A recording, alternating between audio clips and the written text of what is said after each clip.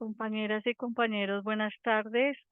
Agradecer su asistencia y presencia a este llamado.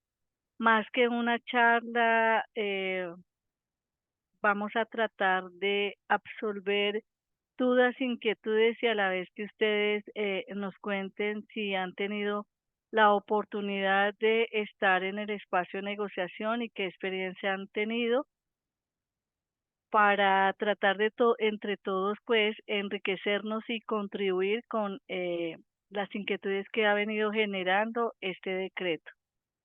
También en este escenario nos acompaña nuestra compañera Alice Telles y la doctora Stephanie Barreto, quien estará presta y atenta eh, a este espacio.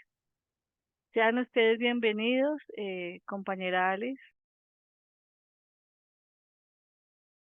Gracias, doctora Miriam. Muy buenas tardes a todos y todas. Bienvenidos a esta su casa. Seguimos en el día de hoy, seguimos en el ejercicio de retomar primero que todo los webinars jurídicos por parte del Departamento Jurídico de la CUT Nacional. Y también el día de hoy venimos con una tarea muy importante junto con la doctora Stephanie y Miriam, pues no determinar como tal, sino de seguir contestando las inquietudes que tenemos y que tienen las diferentes organizaciones sindicales en el marco sobre la aplicación del decreto 243 del 2024. Sabemos que el decreto 243 del 29 de febrero del 2024 expide una nueva regulación de la negociación colectiva de los sindicatos de empleados públicos del país. También sabemos que este decreto ha generado un inmenso e intenso debate en nuestro campo sindical frente a su aplicación y pues el desarrollo del ejercicio de la negociación colectiva para esta vigencia. Entonces, pues ya en el webinar pasado se abordó un análisis de este decreto a través de la doctora Stephanie. Tocamos los puntos más relevantes que trata este decreto y los pues relevantes en el sentido de que han generado un poco de incertidumbre en su aplicación, ¿verdad?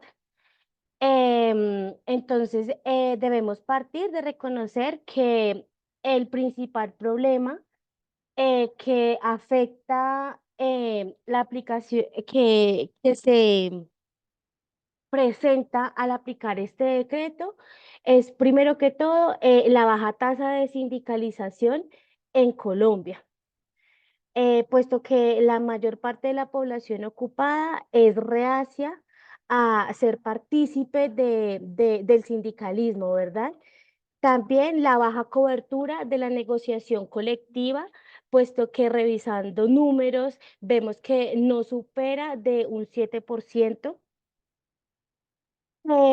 Sin embargo, este problema adquiere una mayor gravedad cuando la baja tasa de sindicalización se le suma su alta fragmentación y dispersión en más de 5.000 sindicatos activos con registro en el archivo sindical del Ministerio del Trabajo.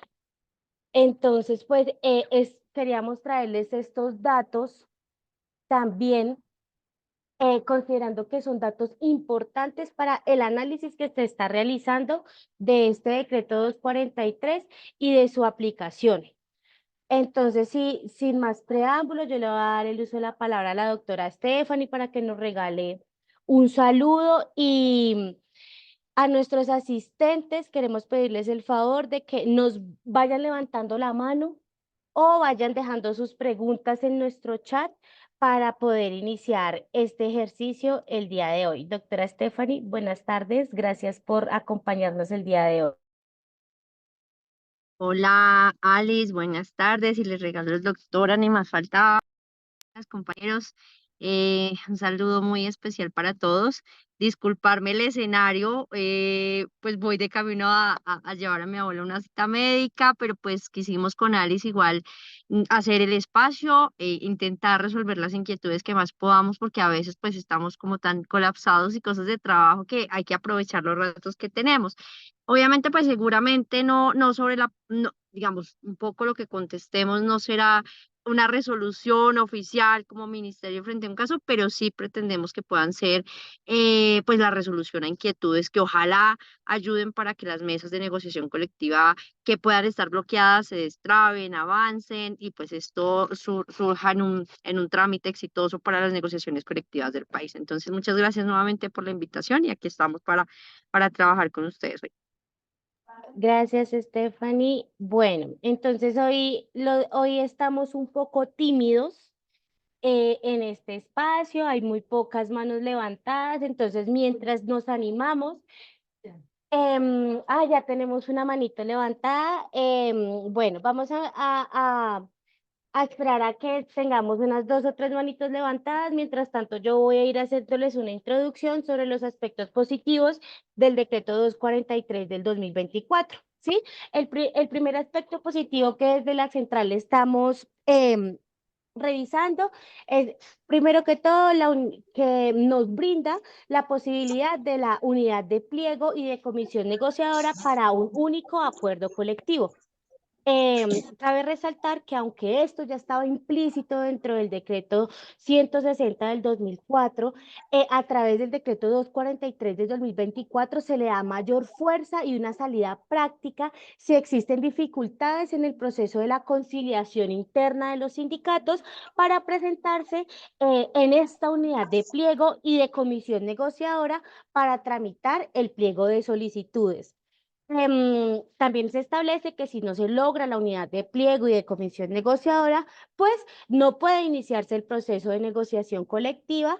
Y sin embargo, los sindicatos que representan más del 50% de los afiliados logran la unidad del pliego y de comisión negociadora, se abre paso a la negociación.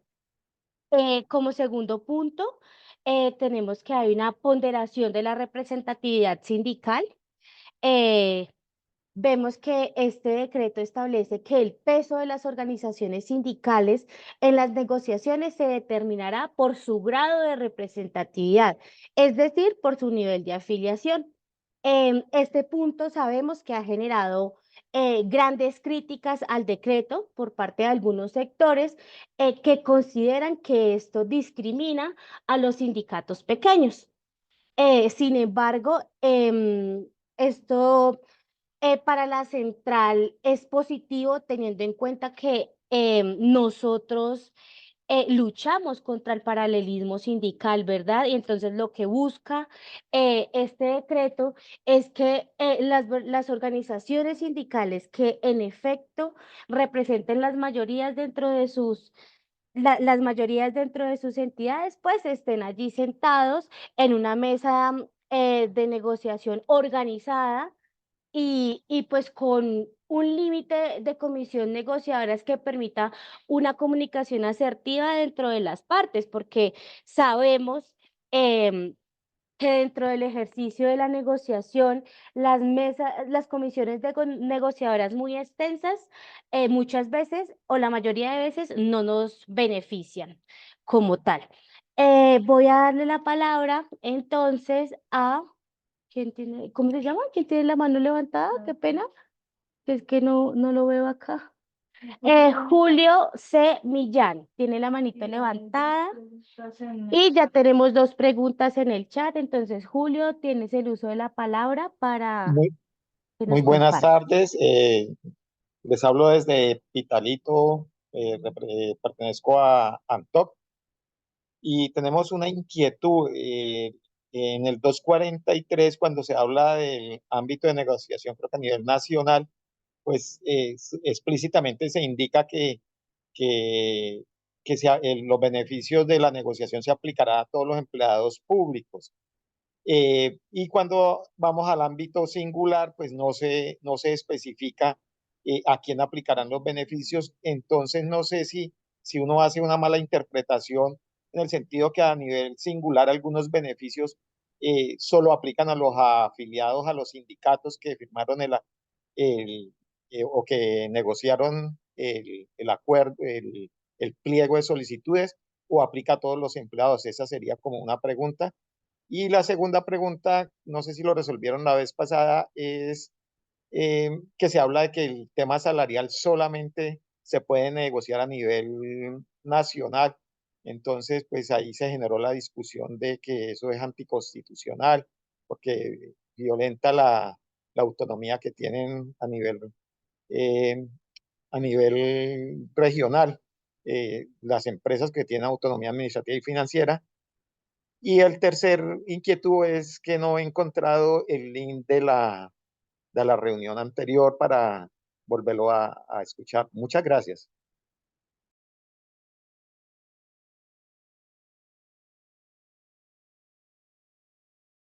Stephanie, No sé si acumulamos más preguntas o respondemos una por una, tú me dirás. si quieres estas tres, porfis, pues ya que el Listo. compañero. ¿Cómo? Esta es bueno, dos. La otra es la de en donde está publicado el webinar. Entonces, contesto estas dos, ¿cierto? Listo. Bueno, no, frente a la primera, compañero, digamos que la extensión de la aplicación no surte modificación. En el caso del ámbito singular, aplicará para los empleados públicos de la entidad. Los mismos, digamos, la misma trascendencia de efecto que se marca para el nacional, en los mismos efectos los demás ámbitos. Y el tema salarial, como lo hablábamos la sesión pasada, digamos que justo tuvimos una respuesta bien interesante o le dialogábamos una respuesta bien interesante a este punto, y es que el decreto trata, digamos, o tiene el espíritu, el ánimo de resolver algunas dificultades que se presentaban en casos, y también, digamos, así lo manifestaban muchas organizaciones sindicales, en casos en los cuales se pactaba por parte de entidad o ente territorial, determinada acuerdo salarial, prestacional, determinado factor económico que posteriormente aludían a que no tenían aprobación, no tenían por parte de Hacienda este determinado rubro, es decir, no estaba en la planeación de la entidad, no estaba en la planeación del territorio, y en consecuencia, pues venía el incumplimiento. Y un poco lo que también hemos dicho es, los acuerdos son para cumplirse, ¿cierto? No se debe pactar aquello que no se va a cumplir. Sin embargo, el decreto, y pues por eso un poco también lo que plasma en relación con las limitaciones de materia salarial y prestacional, pero de ninguna forma, y esto también es un poco pues parte de la invitación para que ustedes con sus pues asesores, con sus centrales, desarrollen un poco la idea en torno al punto. De ninguna forma el decreto modifica ningún factor constitucional, porque además no podría hacerlo, no es materia del decreto, no modifica nada relacionado con la autonomía presupuestal ni la autonomía administrativa de los entes territoriales. Como bien ha dicho el compañero, esto es de carácter constitucional, esto sigue vigente, hay unas sentencias incluso del 99 al respecto. Entonces, pues allí esperamos que haya o lleguen a buen término las negociaciones, especialmente de ámbito territorial, en las cuales pues existe la voluntad por parte del ente empleador, existe la posibilidad financiera, es decir, el rubro financiero, esta autonomía financiera y esta autonomía administrativa, y pues que esto pueda servir para los acuerdos que en algunas entes territoriales pues pueda darse.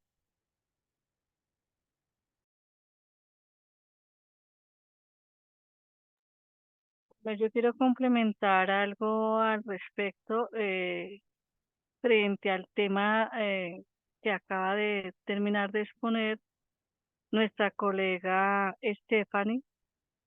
Si bien es cierto, digamos, cuando se le da la lectura al decreto, eh, también es cierto que es de interpretación, porque el aumento salarial es a nivel del sector público, hay un aumento de salario en la competencia nacional, que es para los empleados públicos del orden nacional, pues eso se discute, digamos, los salarios para los trabajadores de los departamentos, municipios, distritos, pues son del orden territorial y habrá que discutirse en cada uno de esos niveles por las competencias propias del presupuesto y que tienen los gobernadores o los alcaldes. Entonces, en ese orden, pues consideraría que no habría que ir más allá porque pues el incremento salarial en otros ámbitos, aquí va a primar lo que es la autonomía territorial y el principio de unidad presupuestal, así como lo dijo la colega, hay una sentencia de la Corte Constitucional que habló frente a ese aspecto, que es la 478 de 1992, y habló sobre esos mecanismos porque pues no se le puede quitar la autonomía territorial, presupuestal que está en cabeza de las asambleas, consejos municipales, gobernadores y alcaldes, porque sería inocuo que un municipio que no tenga un presupuesto pues no pueda moverse en ese sentido. Considero que es más de interpretación, ya que fue de redacción, el decreto dejó ese tema de la competencia que no va a haber aumento de salario en los otros ámbitos y pues creo que fue la mala redacción, que hacerse como una claridad en ese aspecto frente a los salarios de los trabajadores del país, ¿no? ¿A dónde va? Porque si se deja así como está, pues sería preocupante. Creo que es la ocasión para que desde las centrales, digamos desde la central, se procure en ese aspecto de hacer una aclaración frente a este decreto que quedó un poquito cojo en su interpretación en el aspecto del incremento salarial a nivel territorial. Muchas gracias, Doc Miri. Voy a pasar bueno, el compañero José Betancourt tiene levantado la mano. Seguidamente pasaré a leer dos preguntas que tenemos en el chat. Compañero José, el micrófono es suyo. Muy buenas tardes para todos. ¿Me escuchan? Sí, señor. Muchas gracias por estos espacios que han habilitado, que nos permite pronto tener más claridad sobre el decreto, que es algo confuso. Yo quería de pronto que nos orientaran respecto de una situación particular que ocurre en relación con nuestro sindicato acá en el municipio de Madrid, y es que nosotros actualmente está conformado por servidores públicos y oficiales. Sin embargo, tenemos una particularidad, y es que si bien es cierto somos un sindicato de base, también tenemos afiliados compañeros de una entidad descentralizada que es la empresa de acueducto de alcantarillado de Madrid, que tiene totalmente autonomía e independencia administrativa y financiera.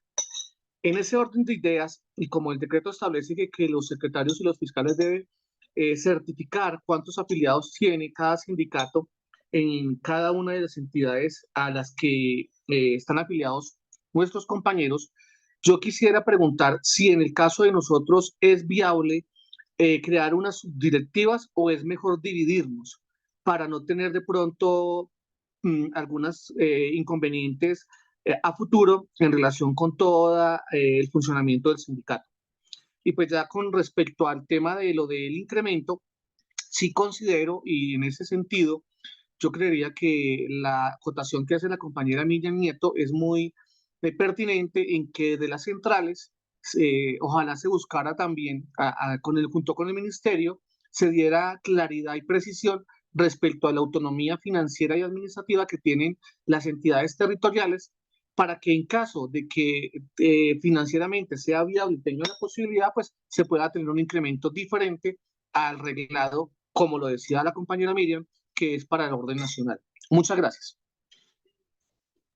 Gracias, compañero José. Voy a pasar a leer tres preguntas que tenemos en el chat para resolverlas. Bueno, siento que con el 243 se aumenta la múltiple afiliación y nunca se acabarían estos sindicatos de papel. Uno de los puntos más importantes de la negociación es el salario, que se hace en los entes territoriales. Prácticamente siento que aquí se acaba un poco el interés de esta negociación. Y la última dice, en el caso que el sindicato mayoritario de una entidad, por capricho, no quiera unificar y que su pliego solo plantee beneficios sindicales para su organización, ¿cómo se resuelven tales inconvenientes a la luz del decreto 243? Doc Stephanie. Listo, Alice.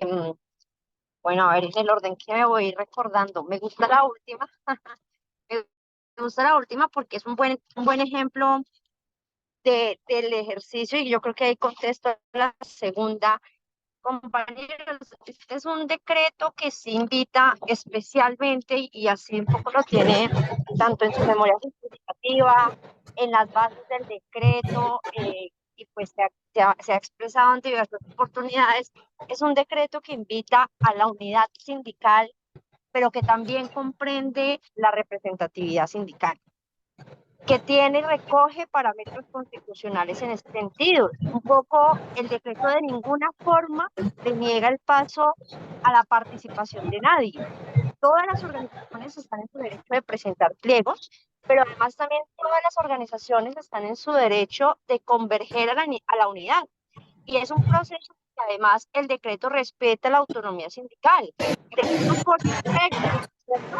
Dice, hay unos términos, hay unos límites de negociadores, hay unos parámetros para el seguimiento y conformación de estos procesos de unidad, pero no les dice cómo, ni qué puntos, ni no, eso, en eso respeta la autonomía que tienen las organizaciones para sentarse y entre ustedes ponerse de acuerdo, dialogar también un poco en el espíritu de la transparencia. Por ejemplo, en algunas respuestas decíamos a las organizaciones, esto no se trata de que nadie se imponga sobre nadie. Si yo soy el mayoritario, no por eso no voy a citar a nadie y me voy a ir con mi pliego, no. Deben hacer y deben demostrar que hicieron ejercicios de unificación sindical desde su transparencia, desde la tranquilidad de verdad de intentar unificar esos pliegos y esa comisión negociadora por algo que pues de manera muy tranquila lo digo que en últimas creo que es el propósito de toda nuestra organización sindical y es por el bienestar de los trabajadores afiliados y de sus entidades. Entonces, frente a ese punto no se mete el decreto, lo que dice es artículo 22249. Hay unos límites máximos de negociadores. Ustedes pueden reunirse y determinar cómo lo conforman. 2222, 431, ustedes libremente.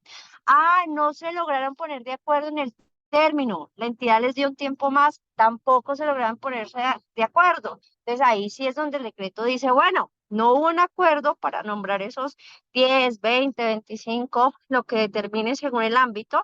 Entonces ahí sí se aplica una tabla y en la tabla pues es donde reza el tema de unos números de representantes conforme mayorías de la organización sindical. Y este tema de las mayorías de organización sindical también de manera tranquila, pues lo expresamos, no es excluyente con nadie. La recomendación 159 de la OIT habla sobre este factor de representatividad, pero además, para no irnos tan lejos, para nombrar ustedes sus juntas directivas, para nombrar muchos de los procesos y comités de las organizaciones, pues juega un factor las mayorías, ¿cierto? O sea, no es un invento, pues, del decreto en ese sentido, el tema de la representatividad, más bien es una invitación a que en el marco de tener en cuenta esta representatividad haya mayor crecimiento sindical, mayor crecimiento de las organizaciones y, por supuesto, pues, esta unidad sindical.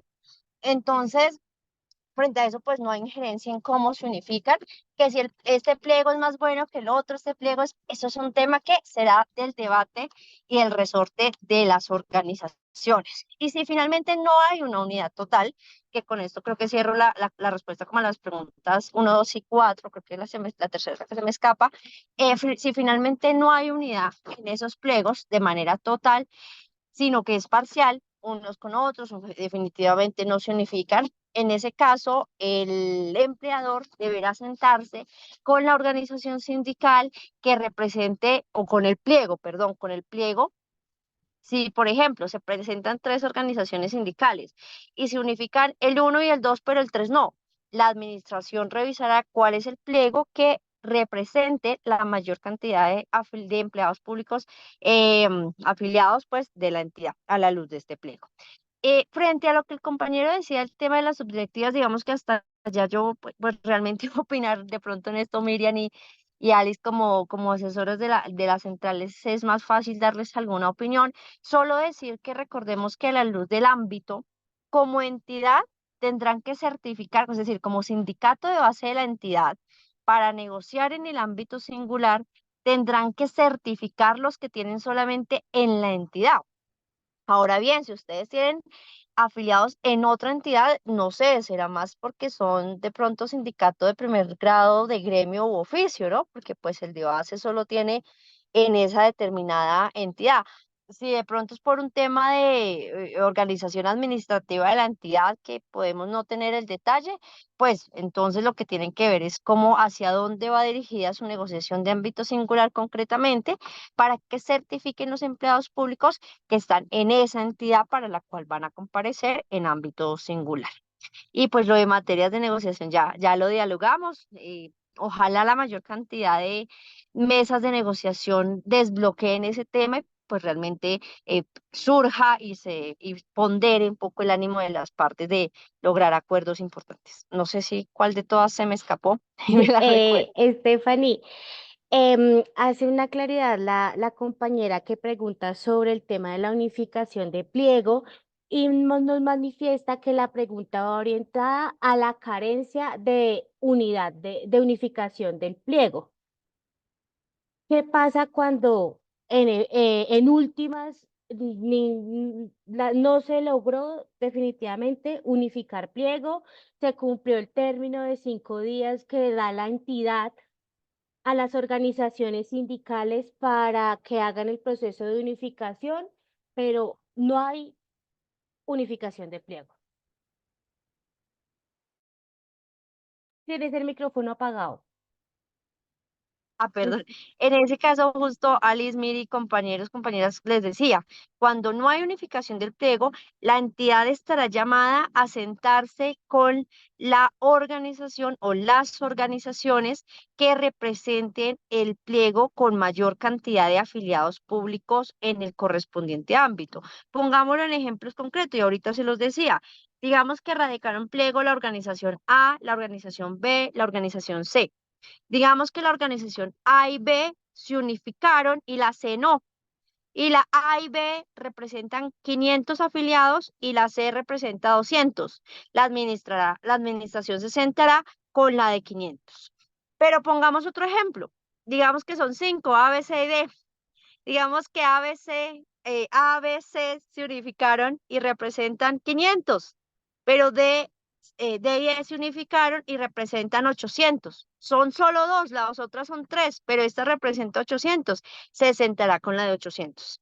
Si pasado pues todos los términos, tiempos y todo no logró haber unificación. Gracias, Stephanie. Doc Miriam tiene unas adiciones.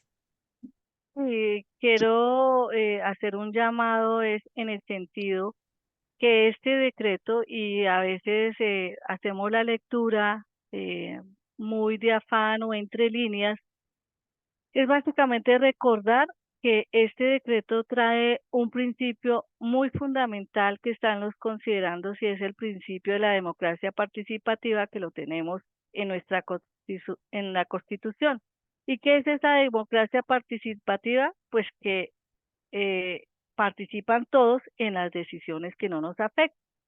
Y esa democracia, cuando la bajamos a este decreto, todos participan en proporción ¿a qué? A su número de afiliados.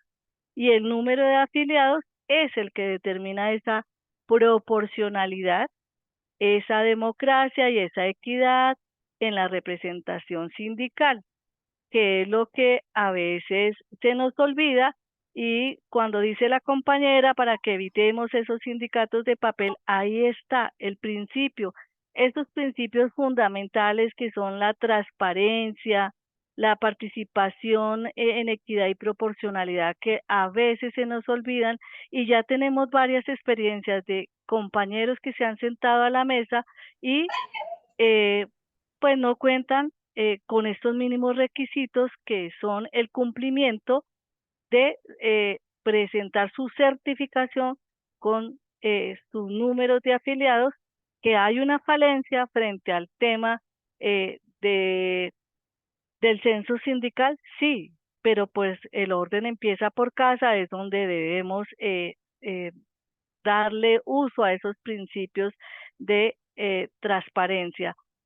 Digo que hemos tenido experiencia de organizaciones sindicales, sí, porque ya vienen cursando unas tutelas frente a estos temas, que han habido organizaciones sindicales o federaciones que se les olvida y han entutelado porque no han cumplido en los términos para poderse presentar. Otro aspecto que quiero aclarar ahí, José, nos preguntabas frente al tema de la organización sindical CICERPON que tienes ahí en Madrid, pues la ley es muy clara en decir que no pueden haber subdirectivas en el mismo municipio. Si estamos hablando, como lo decía la colega Stephanie, para temas de negociación, pues aquí solamente vas a tener que certificar los afiliados de, como tienes funcionarios públicos y trabajadores oficiales, para este caso de la negociación, se contarán los funcionarios o servidores públicos. Gracias. Muchas gracias, Doc, por la claridad. Tenemos la mano levantada la compañera Gis. Tienes los micrófonos para ti, compañera. Gis. Aló, Sí, buenas tardes. Buenas ¿Sería tardes. posible hacer una pregunta? Claro que sí, compañero, siga. A ver, oyendo a la doctora lo que acaba de decir sobre lo de la unificación de pliegos. Le estoy hablando desde Buga, Guadalajara de Buga, Valle del Cauca. Aquí se nos ha presentado un pequeño problema, pero pues gracias a Dios lo pudimos, pues digamos que concretarlo.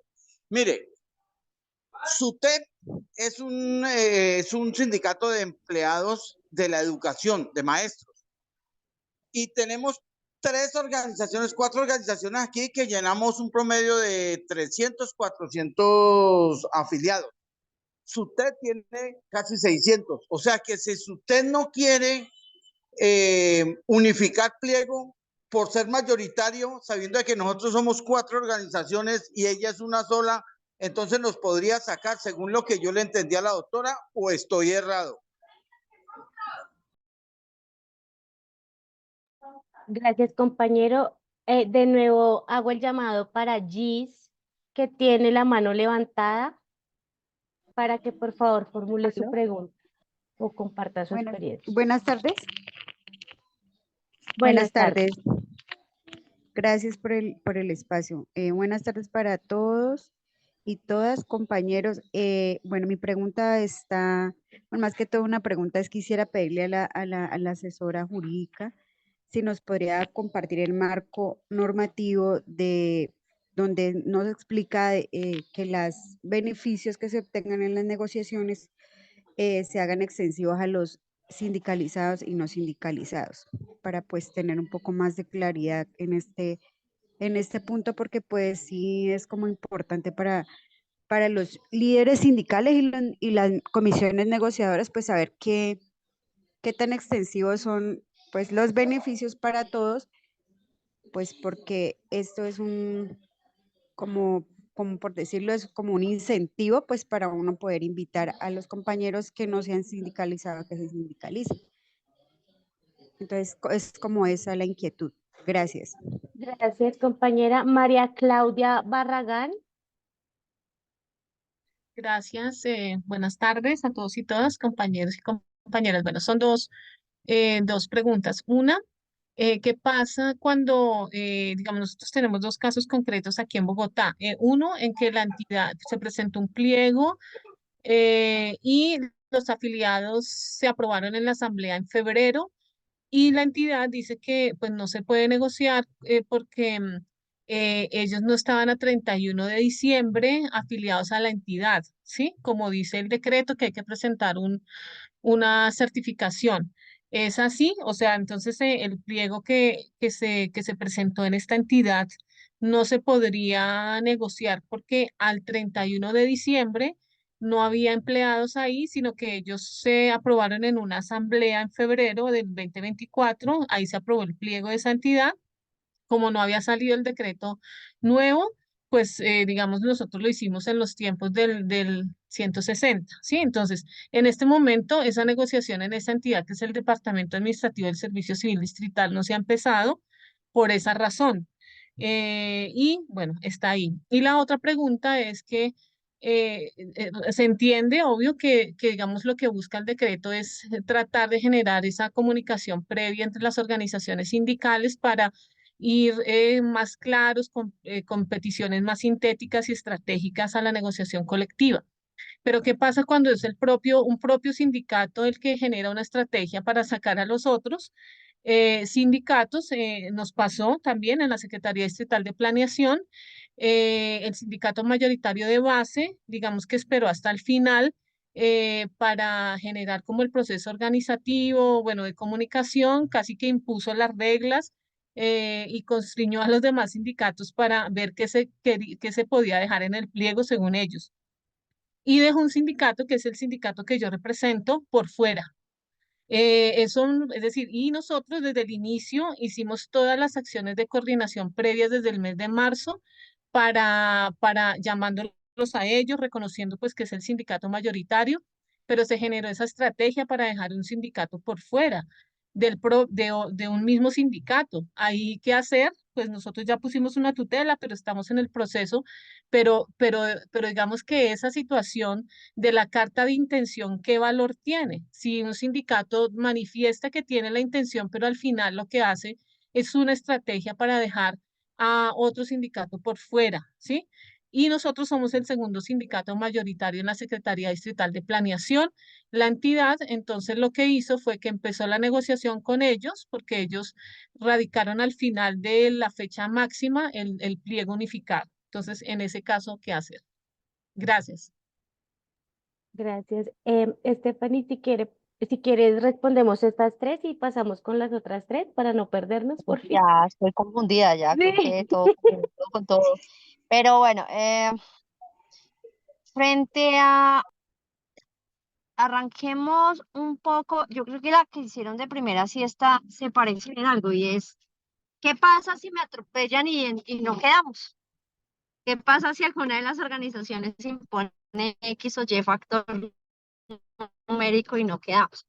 Compañeros, lo primero, no olvidemos que el 160 también exhortaba a a la unidad del pliego, ¿sí? Digamos, ese factor no es nuevo. Lo que pasa es que este decreto exhorta a una unidad de pliego, de comisión negociadora y de toda la unidad del proceso de negociación, además, con unos tiempos también y con unos límites de negociadores. Pero, digamos, en todo sentido, la negociación colectiva del sector público ha venido exhortando siempre a ese factor de unidad.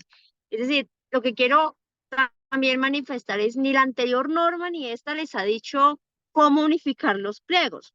Solo que esta norma sí quiso ser o facilitar una mayor eficacia a la negociación colectiva al plantear unos tiempos y unos límites de negociadores, pero el ejercicio de cómo unificarse y de esa unidad negocial pues ha venido de larga data y se acentúa con esta propuesta de decreto. En ese sentido, pues nosotros no somos quienes para determinar cuál es esa imposición o no. Más bien es una invitación sana a que nadie se imponga a nadie, a que traten de hacer de verdad los mayores y mejores esfuerzos para unificar esos pliegos, pensando pues en los trabajadores y pensando en el mejor desarrollo de la negociación colectiva. Pero además el artículo 222411 da una herramienta que creo es muy interesante, y es que cuando las organizaciones sindicales que no cumplan con el número mínimo de empleados públicos afiliados en cada uno de los ámbitos, pues para la denominación de representatividad entre la comisión negociadora, podrán asociarse y sumar sus afiliados a efectos de que tengan, pues, poder completar los afiliados exigidos para la representación. Entonces, este es un parágrafo que también permite que, bueno, listo, no logramos nosotros como chiquitos entrar de manera directa a nombrar ni uno porque somos solo 30 o somos solo 40, pero hay varias así. Bueno, pueden plantear la posibilidad de unirse todas estas organizaciones pequeñas para poder nombrar también sus representantes. Es decir, esto realmente invita al mejor espíritu de ese proceso de unificación y claro, por supuesto, si en algún caso hay una mala fe o hay un despropósito pues legal por parte de unas hacia otras, pues ustedes ya conocerán y aplicarán y trabajarán sus respectivas acciones, pero lo mejor y digamos lo que hemos exhortado e invitado en la medida de la posibilidad es a que encuentren el mejor método. Es más, ustedes ven que el decreto ni siquiera les dicen presente el pliego en Word o en Excel. Esto ya lo digo yo un poco quizás más a modo informal. Compañeros, encuentren el mejor método posible, desde que no repitan pues los puntos, porque no tiene tampoco sentido copiar y pegar. Organícenlo por capítulos, en su Excel, en un Word, en el mejor documento posible y pues lleven a buen término el pliego que los reúna a todos y logren acuerdos en cuanto a esa comisión negociadora y los asesores, que recuerden, tienen 2 asesores como comisión negociadora, ¿no? Que pues que pueda participarla o permitir mejor la participación, la mejor participación posible a todos. Y había una pregunta del medio, Alice, que me corriges cuál era. Se me olvidó. Sobre el tema de la normatividad de los beneficios Ah, por sí, te voy a extensión. compartir. Es que exacto, eso, digamos, tiene todos unos antecedentes normativos y sentencias. Ya mismo le comparto a Ali, yo le doy las diapositivas, pero es porque las están arreglando, pero el Word, de la memoria justificativa, sí la tengo acá mismo. Te voy a compartir la memoria justificativa, que es donde explica pues todo el antecedente y a los compañeros pues también. Eso está publicado en la página del ministerio, pero la voy a compartir para lo que pueda servir de sus bases legales, no solo en este tema de extensión a todos los empleados públicos del respectivo ámbito, sino para los demás temas que puedan interesar. Ah, Gra- perdóname. Sí, la compañera de la que intervino al final dijo del distrito, Defensa Civil del distrito, ¿cierto? mm, Sí, Departamento Este, Administrativo del Servicio Civil Distrital, que dice que no se puede negociar porque al 31 de diciembre no había empleados afiliados a la ok, subdirectiva. esa era la pregunta que me faltaba. Pero ustedes se constituyeron en enero, entonces. No, la subdirectiva se constituyó en febrero, pero los empleados que entraron de esa entidad se aprobaron hasta febrero del 2024, ¿sí? Nosotros como subdirectiva sí tenemos una constitución desde febrero del 2023, pero los empleados de esa entidad se afiliaron y se aprobó el pliego en la asamblea del febrero 2024. Perfecto. Sí, internamente de pronto te doy mi número porque además tuvimos un derecho de petición de su entidad que respondimos hace un montón, hace como un mes. Entonces, los escribimos para ver cómo podemos apoyar el caso concreto porque ya tuvimos conocimiento de este. Entonces, bueno, era eso. Entonces nos Compañera deja María el dato, Claudia, su dato. si quieres, déjanos tu número aquí en el chat y nosotros se lo enviamos a la doctora Stephanie para que puedan hacer contacto. Bueno, gracias. Le voy a dar el uso de la palabra a la compañera Danelli. Esta es la última persona que vamos a habilitar para una pregunta y voy a leerte. No tenemos más. Danelli, tienes el uso de la palabra, por favor. Alice, gracias. Danieli Camacho de la Central Unitaria de Ibagué, Cúcuta, Lima. Ya Stephanie, la doctora Stephanie nos había visitado, muchas gracias. Contarles que lo que están preguntando a nosotros nos sucedió lo opuesto. La administración, que es en este momento que se está realizando la negociación, la CGT tiene como 20 sindicatos y pequeñitos todos, y la CUT tiene 3.200 con Cimatol, que es más grande, de 2.600. Y póngale que cuando llegamos a hablar de los negociadores y de los asesores, se dice que es un pliego unificado, entonces se crean 2 mesas, una territorial y una sectorial, pero los asesores solamente se dejan 2, uno de la CUT y uno de la CGT. En este momento está la negociación donde la administración también deja un solo asesor para estar en las dos mesas. Y lo triste es que cuando hablamos de la proporcionalidad, entonces el jurídico de la administración dice, sí, claro, preguntémosle al número de sindicatos. Entonces toma la mayoría que es la CGT, son 20 sindicatos contra 4 de CUT, que tiene mayor número de afiliados, como decía la otra doctora, pero resulta que ellos están contando en sindicatos. Entonces está sucediendo eso. Y lo otro es el manejo de los recursos, los beneficios que se acogen en cada uno por la negociación. ¿Cómo lo manejas? La pregunta para Alice desde la CUT. La CUT va perdiendo en esta parte, o sea, no sé, con el 160 ganaba el 20%, ahora nos han dicho que nada o cómo se maneja, porque pues el decreto se trata de fortalecer las centrales, las federaciones, pero no está sucediendo con esto. La interpretación diferente de lo que se está dando en el decreto hace que la administración o la parte negociadora del gobierno se aproveche de las condiciones y pues le dé un manejo como, me lo soñé como de corrupción, porque se amaña al lado de lo que les conviene a la misma administración. En este caso, para Tolima está sucediendo. Gracias. Compañera Danelli, no le entendí su, su interrogante, sinceramente. No sé si pues nos pueda repetir, por favor, para Sí, claro. poder. La pregunta directa entonces es, de acuerdo al decreto, ¿qué puede hacer la CUT y qué hace el ministerio para como entrar en cintura y no a la libre interpretación del decreto que le están dando tanto los sindicatos como la administración, o sea, con quien se va a negociar la empresa? Y el manejo de los beneficios que estaban preguntando, ¿cuáles son los beneficios económicos?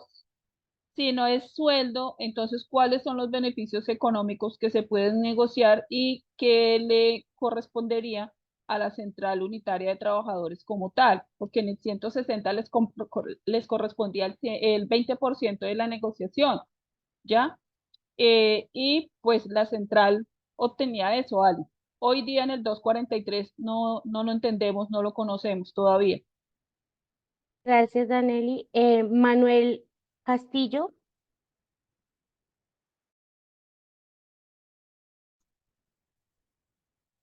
Doctora Dani, perdón, Alice y Stephanie, buenas tardes, ¿cómo me les va? Placer en saludarlas nuevamente. Stephanie, es lo siguiente, es que el decreto no tiene, digamos, una fuerza de cumplimiento de los acuerdos. Eso es que si hay, que si no sé qué, que si hay algún acuerdo, pero no hay estilo convención colectiva que prácticamente la ley se convierte en norma. Y lo otro, el problema es de la regla fiscal o de la cuestión fiscal, que depende de las negociaciones, si hay o no hay presupuesto para la negociación, los incrementos salariales y toda esa cuestión. Entonces, lo que uno ve es que el decreto, pues prácticamente continúa en la misma tónica que venía el 160, y entonces, ¿qué es lo que en sí realmente ha ganado el trabajador con respecto al nuevo decreto? Gracias.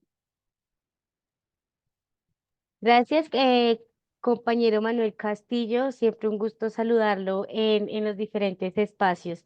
Voy a leer dos preguntas que tenemos para cerrar ya con estas cuatro, ¿verdad? Sí, porque ya se nos acabó el tiempo. Entonces, ¿aplica el decreto 243 a los trabajadores oficiales de una empresa descentralizada, industrial y comercial del Estado de Servicios Públicos?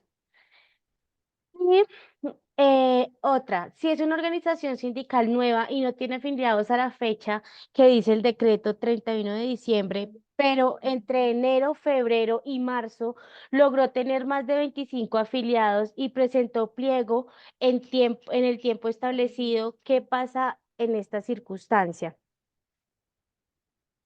Listo, voy a arrancar por la de trabajadores oficiales, la más fácil. No, compañeros, trabajadores oficiales no lo rige este decreto, eso no lo cambiamos de nada, sí, se rige por código sustantivo. Eh, a la pregunta del compañera Manuela, quisiera vincular un poco la de la compañera de Ibagué.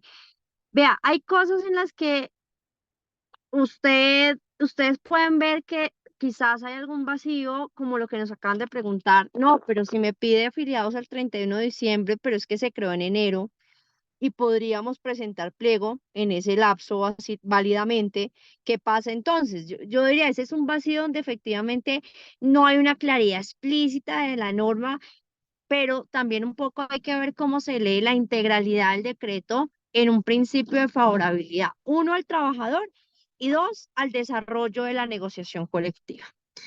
Y si de alguna forma se puede solventar ese requisito porque la organización se creó en enero o afilió a sus trabajadores en enero en el lapso de presentación, pues se puede ver si se absuelve o no. No estoy diciendo que sí o no, de hecho esa consulta nunca nos ha llegado en lo que yo recuerdo al ministerio. Voy a preguntar si ha llegado una consulta relacionada con el punto y hemos sentado ya alguna posición oficial y lo compartiré con Alice. Si de pronto Alice, de hecho es el mismo tema de la compañera que hace un momento preguntó sobre de la entidad que acá me escribió Alice, del distrito, ¿cierto? De intraestatales.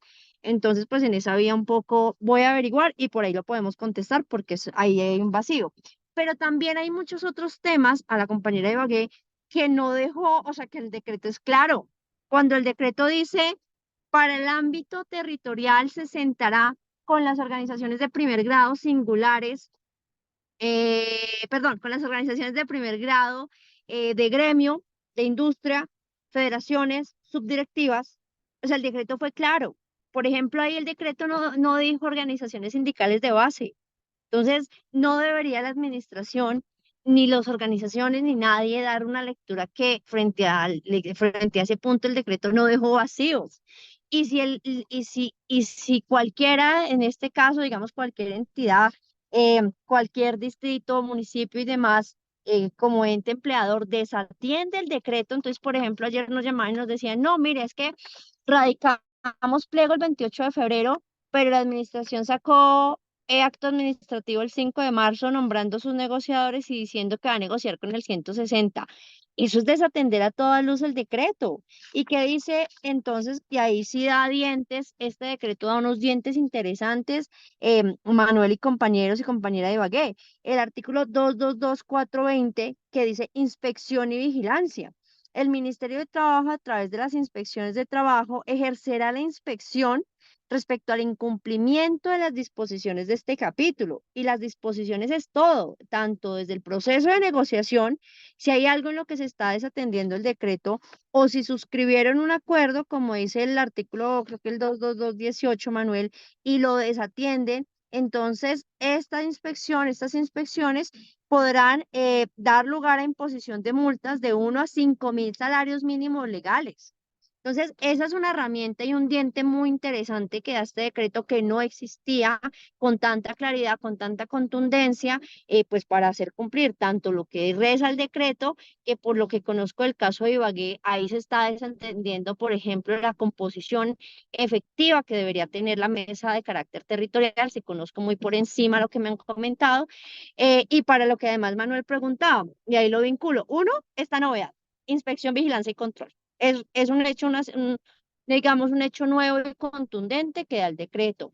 Dos, el tratamiento de la negociación del sector público, y lo hemos dicho y lo dice el decreto en el artículo 22247 sobre el cumplimiento e implementación, dice así, dice, las autoridades públicas competentes darán cumplimiento al acuerdo. No dice dará cumplimiento parcial, según convenga, no dice dará cumplimiento. Y dice, y expedirá los respectivos actos administrativos a que dé lugar.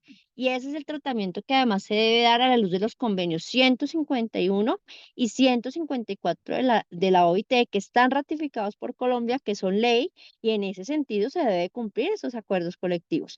Además de una novedad que es importante, diría yo, Manuel, más que para el trabajador tal vez no directamente, pero sí indirectamente, pero para las organizaciones sindicales, y es que pensemos en representatividad sindical, en crecimiento sindical y en un factor de negociación colectiva multinivel que hoy la reforma laboral no ha logrado porque no se ha podido mover este tema, pero de lograrlo sería un gran éxito para la negociación colectiva del sector privado y que la negociación colectiva del sector público está planteando desde acá, y es que podamos negociar multinivel. No solamente este hospital y los juzgados por allí, sino que podamos negociar a nivel macro. La negociación colectiva del mundo, hay un informe reciente del 2023, dice o cuenta casos exitosos de negociación colectiva y cuentan como en los casos más exitosos es porque están teniendo negociación colectiva multinivel. Entonces, esto es brindarle negociación colectiva multinivel al sector estatal y ojalá un día el sector privado también lo pueda lograr si aprobamos ese artículo en la reforma laboral y me perdonan ahí la cuña. Es eso. Muchas gracias. Gracias, Stephanie. Doctora Miriam. Doctora Stephanie, el día que no me cumplan el acuerdo, allí ya voy al Ministerio del Trabajo a Pero vaya, que solicitarles yo soy la favor. primera que defiende que hay que cumplirlos. Ahí estamos con los estatales empujando. Muchas gracias, Alice y Miriam. Gracias a ustedes también por las respuestas. Creo que Miriam y Alice han complementado muy bien lo que estamos trabajando desde la visión de la CUD, acá desde la visión del Ministerio. Muchas gracias.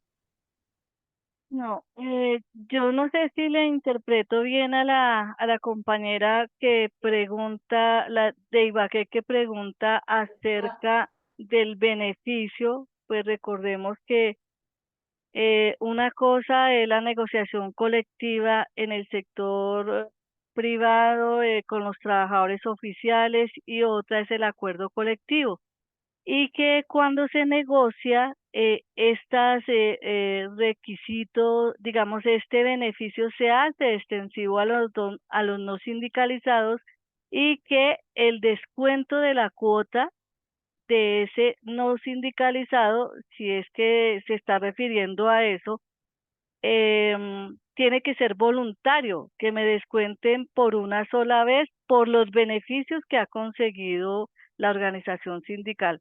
No sé si es a eso que se refiere. Que Que eso, eso, no, en anteriores negociaciones con el 160, por ejemplo, se daba un salario mínimo para la celebración del 1 de mayo, 2 salarios mínimos para la organización de una movilización en apoyo a un bienestar, no sé qué. Entonces, de esa cantidad que se daba, el 20% pasaba a la Central Unitaria de Trabajadores. Y, o sea, cada sindicato en esa negociación lo que se conseguía, eso está dentro de los estatutos de la CUT. Entonces, pero el 160 respaldaba eso y se hacía el descuento directamente por nómina. Ahora se está diciendo que no, de los frutos de la negociación no va a pasar nada a la CUT, por lo que usted está explicando de la convención colectiva no hay. Compañera Danieli, yo creo que lo que usted indica en este espacio son algunos beneficios que se logran dentro del ejercicio de la negociación colectiva, ¿sí? En algunas mesas de negociación, en algunos pliegos de solicitudes, se plantean ciertos reconocimientos económicos como auxilio sindical, auxilio para determinada actividad que va a realizar la organización sindical, y por eso estos beneficios que se acuerdan en esta mesa de negociación muchas veces pues pasan a la CUT o a la organización sindical que esté negociando en ese momento. Sin embargo, pues estos acuerdos, creo yo, em, que se llegan es ahí en esa mesa y teniendo en cuenta el pliego de solicitudes que presenten a la entidad, ¿sí? Por eso como que a nosotros no, o sea, y creo yo que este es el sentido que su merced en el que su merced plantea la pregunta, porque incentivos adicionales o incentivos que reciba la central por participar en mesas de negociación, pues voy a decirlo abiertamente, no tengo conocimiento de esa clase de incentivos que por negociación y lleguen aquí a la central.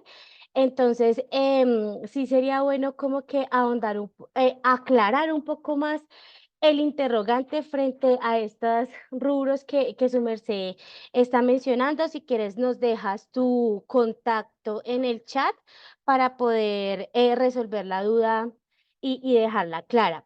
Sin embargo, quiero decirles que ya son las 2:10, ya es momento de cerrar este espacio.